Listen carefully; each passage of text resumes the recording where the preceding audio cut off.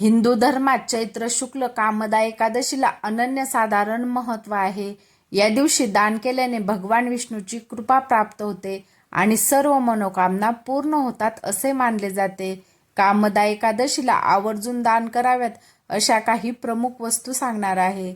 जलदान. उन्हाळ्याच्या दिवसात पाण्याचे दान करणे अत्यंत पुण्यकारक मानले जाते.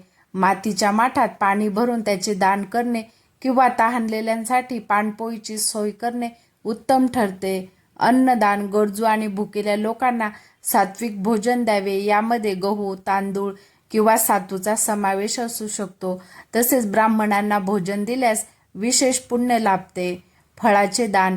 ऋतूप्रमाणे येणाऱ्या फळांचे दान करावे.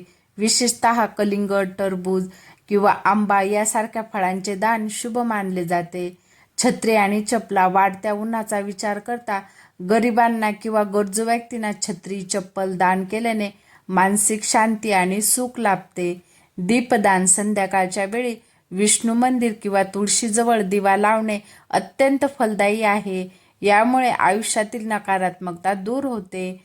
गोसेवा. गाईला चारा देणे किंवा गोशाळेत दान करणे विष्णूच्या पूजेत विशेष महत्त्व ठेवते. व्हिडिओ आवडल्यास व्हिडिओला लाईक करा, शेअर करा. चॅनलवर नवीन असाल तर चॅनलला नक्की सबस्क्राईब करा. धन्यवाद.